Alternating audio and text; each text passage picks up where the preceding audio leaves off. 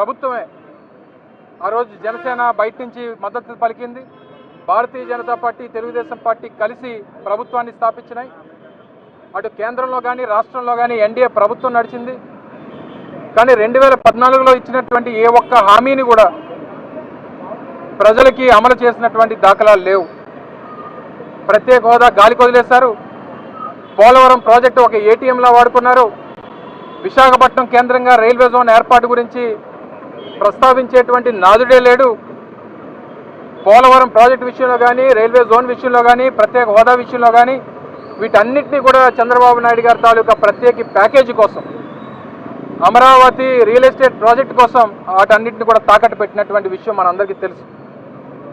అప్పుడు ప్రతిపక్ష నాయకుడిగా జగన్మోహన్ రెడ్డి గారి నేతృత్వంలో విశాఖపట్నం కేంద్రంగా రైల్వే జోన్ ఏర్పాటు చేయాలని దాదాపు 4 దశాబ్దాల కల అయినటువంటి విశాఖపట్నం రైల్వే జోన్, తెన్నేటి విశ్వనాథం గారు మొదలుపెట్టినటువంటి ఈ పోరాటాన్ని ముందుకు తీసుకెళ్లాలి, విభజన చట్టంలో ఉన్నటువంటి హామీని నెరవేర్చాలని చెప్పే ఉద్దేశంతో ఈ ప్రాంతంలో ఉన్నటువంటి ప్రజల మద్దతుతో జగన్మోహన్ రెడ్డి గారి ఆదేశాల మేరకు వైఎస్ఆర్ కాంగ్రెస్ పార్టీ నాయకత్వం అంతా కూడా కలిసి ఆ రోజు జిల్లా పార్టీ అధ్యక్షుడిగా ఆ రోజు దీక్ష చేపట్టినటువంటి విషయం మీ అందరికీ తెలుసు.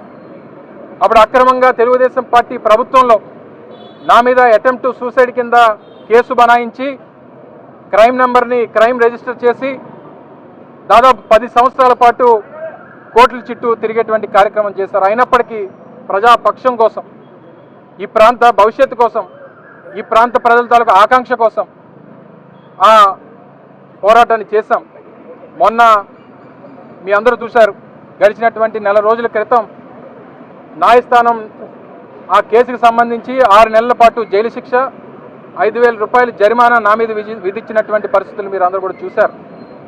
అయినప్పటికీ న్యాయస్థానంలో ఉన్నటువంటి అవకాశాల మేరకు ఏదైతే సెకండ్ ఏసీఎంఎం కోర్టు ఇచ్చినటువంటి జడ్జిమెంట్ని, వారు ఇచ్చినటువంటి అవకాశాన్ని వినియోగించుకొని విశాఖపట్నం ప్రిన్సిపల్ పీడీజే కోర్టులో అప్లై చేసి సస్పెన్షన్ ఆఫ్ సెంటెన్స్ని అప్లై చేసి బెయిల్ అప్లై చేయడం, బెయిల్ రావడం, ఈరోజు ఆ సెకండ్ ఏసీఎంఎం కోర్టులో ఆ బెయిల్ని ప్రజెంట్ చేసి మరి ఫర్దర్గా ఈ ఇష్యూని అపీల్ చేయాలనేటువంటి కార్యక్రమాన్ని చేస్తూ ఉన్నాం. దానికి మా పార్టీకి సంబంధించినటువంటి లీగల్ సెల్ ప్రతినిధులు కానీ, నా తరపున వాదిస్తున్నటువంటి అడ్వకేట్ అప్పారావు గారు కానీ, ఇప్పుడు పీడీజే కోర్టులో రవి గారు, వీరందరూ కూడా మా సీనియర్ కౌన్సిల్స్ అంతా కూడా వాదిస్తూ ఉన్నారు. ఏదేమైనప్పటికీ మొదటి నుంచి చెప్తూ వచ్చాం, విశాఖపట్నం కేంద్రంగా రైల్వే జోన్ ఏర్పాటు కోసం ఎంతటి పోరాటానికైనా సిద్ధం, దేనికన్నా మేము సిద్ధంగా ఉన్నాం అనేటువంటి విషయాన్ని చెప్పాం. ఆ రోజు పోరాటం కారణంగానే 2018లో ఎన్నికల ప్రచారం కోసం వచ్చినటువంటి ఆనాటి ప్రధాని నరేంద్ర మోడీ గారు విశాఖపట్నం కేంద్రంగా రైల్వే జోన్ ఏర్పాటు చేస్తామన్నటువంటి ప్రకటన చేశారు. 2019లో మేము అధికారంలోకి వచ్చాం. వచ్చినటువంటి 6 నెలల్లో కరోనాను ఎదుర్కొన్నాం. తర్వాత పరిస్థితులన్నీ సద్దుమణిగిన తర్వాత కేంద్రం నుంచి రైల్వే జోన్ ఏర్పాటుకి సంబంధించినటువంటి భూమికి కేటాయింపులు చేయమని చెప్పి వారు కోరడం జరిగింది. మురసల్లో దగ్గర దాదాపు 50 ఎకరాల భూమిని 2024 జనవరి మాసంలో భూమిని కేటాయించాం. దానికి సంబంధించినటువంటి గెజిట్ కూడా మొన్న విడుదలైనటువంటి పరిస్థితులు చూసాం.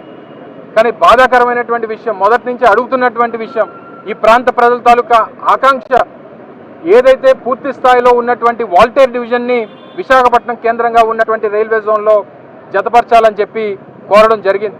కానీ తీరా గెజిట్ చూస్తే అందులో ఏదైతే వాల్టేర్ డివిజన్కి గుండెకాయ అయినటువంటి కేకే లైన్ అందులో లేకపోవడం చాలా శోచనీయం. ఇది కేవలం ఈ రాష్ట్రంలో ఉన్నటువంటి ప్రభుత్వం, ఇక్కడ ఉన్నటువంటి రాజకీయ పార్టీల తాలూకా చేతకానితనం అనేటువంటి విషయాన్ని ఈ సందర్భంగా తెలియజేస్తా ఉన్నాం. ముఖ్యంగా వాల్టేర్ డివిజన్లో కేవలం కేకే లైన్ ద్వారా 2022-23 ఆర్థిక సంవత్సరానికి సంబంధించి వచ్చినటువంటి ఆదాయం కేవలం ఆ లైన్ మీద 2,250 కోట్ల రూపాయలు కేవలం కేకే లైన్ ద్వారా వచ్చింది. దాన్ని తీసుకొని వెళ్ళి ఒరిస్సాలో పెట్టారు. ఈస్ట్ కోస్ట్ రైల్వేలోనే దాన్ని కొనసాగిస్తూ ఉన్నారు. మొదటి నుంచి అడుగుతున్నటువంటిది పూర్తిగా వాల్టేర్ డివిజన్లో ఏవైతే లైన్స్ ఉన్నాయో, ప్రధానంగా కేకే లైన్ ఏదైతే ఉందో, కొత్త వలస కిరండల్ లైన్ ఏదైతే ఉందో, పూర్తి ఆదాయాన్ని ఇస్తున్నటువంటి లైన్ని తీసుకొని వెళ్ళి మీరు ఒరిస్సాలో పెడితే అంటే ఇక్కడ ఉన్నటువంటి పాలకులు చేతకాని వాళ్ళ కాదా అన్నటువంటిది ఒకసారి ప్రజలు ఆలోచన చేయమని చెప్పి కోరుతా ఉన్నా. మొన్న అధికార పార్టీ నాయకులు మాట్లాడుతూ ఉన్నారు, ఈరోజు స్థానిక పార్లమెంట్ సభ్యుడు మాట్లాడుతూ ఉన్నాడు, మొన్న భారతీయ జనతా పార్టీ రాష్ట్ర అధ్యక్షులు మాట్లాడుతూ ఉన్నారు, మొన్న కొంతమంది తెలుగుదేశం పార్టీ నాయకులు సంబరాలు చేసుకుంటా ఉన్నారు. మీరు సాధించింది ఏంటి? ఇందులో మీరు పోరాటం చేసింది ఏంటి? కేవలం మీరు ప్రభుత్వంలో ఉన్నారు కాబట్టి, మీరు ప్రభుత్వంలో ఉండి కనీసం కేకే లైన్ సాధించుకోలేనటువంటి పరిస్థితుల్లో చేతగాని వల్ల మీరు ఉన్నటువంటి పరిస్థితుల్ని ప్రజలందరూ కూడా గమనిస్తూ ఉన్నారు అనేటువంటి విషయాన్ని తెలియజేస్తూ ఉన్నా. కేకే లైన్ కొనసాగింపు అనేటువంటిది వాల్టేర్ డివిజన్లో నడిస్తే ఇక్కడ ఉన్నటువంటి ఇన్ఫ్రాస్ట్రక్చర్ డెవలప్మెంట్ కానీ, కొత్తగా లైన్ల ఏర్పాటు విషయంలో కానీ, రెవెన్యూ జనరేషన్ కానీ, ఇక్కడ ఉన్నటువంటి సౌత్ కోస్ట్ రైల్వే హెడ్ క్వార్టర్గా ఉన్నటువంటి విశాఖపట్నానికి అన్ని రకాలుగా కూడా ఈ డివిజన్ పరిధిలో ఉన్నటువంటి, ఈ జోన్ పరిధిలో ఉన్నటువంటి అన్ని డివిజన్స్కి మేలు జరుగుతుందనేటువంటి విషయాన్ని దయచేసి గమనించాలని చెప్పి కోరుతా ఉన్నాం. ఇప్పటికన్నా ప్రభుత్వం వారు మారాలి, కేంద్ర ప్రభుత్వం మీద ఒత్తిడి తీసుకురావాలి. మీరు ఒరిస్సాలో భారతీయ జనతా పార్టీ ప్రభుత్వం ఉంది కాబట్టి అక్కడ ఎక్కడ తిరుగుబాటు వస్తుందనేటువంటి ఉద్దేశంతో మీరు మీ చేతగాంతనాన్ని మీరు ప్రదర్శిస్తూ ఉన్నారు. మొన్న గూగుల్ శంకుస్థాపనకి రైల్వే శాఖ మంత్రి వచ్చారు, ఎందుకు అడగలేపారు? మీరు వేదిక మీద ఎందుకు మాట్లాడలేదు? వచ్చినటువంటి 27, 28 గూగుల్ శంకుస్థాపనకు వచ్చారు, 4వ తారీఖున గెజెట్ వచ్చింది, గెజెట్లో చూస్తే కేకే లైన్ లేదు. ఇది మీ చేతగాంతనమా కాదా ఒక్కసారి ఈ రాష్ట్రంలో ఉన్నటువంటి ప్రభుత్వం ఆలోచన చేయాలి. ఇప్పటికన్నా మీరు రైల్వే జోన్ విషయంలో మీరు చేసినటువంటిది ఏమీ లేదు, మీ పోరాటం లేదు, మీ సహకారం లేదు, మీరు కేంద్ర ప్రభుత్వాన్ని ప్రశ్నించింది లేదు.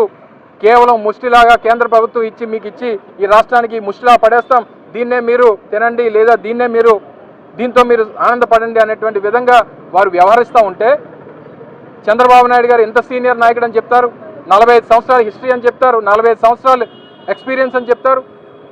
తీరా చూస్తే గుండెకాయ లేనటువంటి ప్రాణాన్ని మనకిచ్చి మీరు పండగ చేసుకోండి అనేటువంటి మాటలు కేంద్ర ప్రభుత్వం చెప్తా ఉంటే మీరు కనీసం స్పందించకపోతే మిమ్మల్ని ఏమనాలో ఒక్కసారి ప్రజలు ఆలోచన చేయమని చెప్పి కోరుతా ఉన్నా.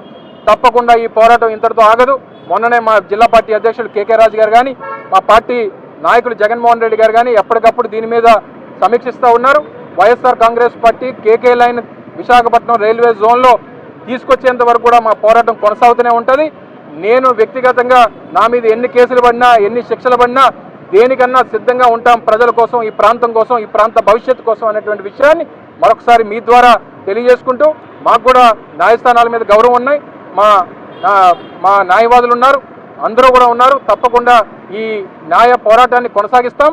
ఓ పక్క ప్రజాపక్షాన్ని పోరాటం చేస్తాం, ఈ రాష్ట్ర భవిష్యత్తు కోసం దీన్ని కొనసాగిస్తూనే ఉంటాం అనేటువంటి విషయాన్ని మరొకసారి తెలియజేస్తా ఉన్నాం.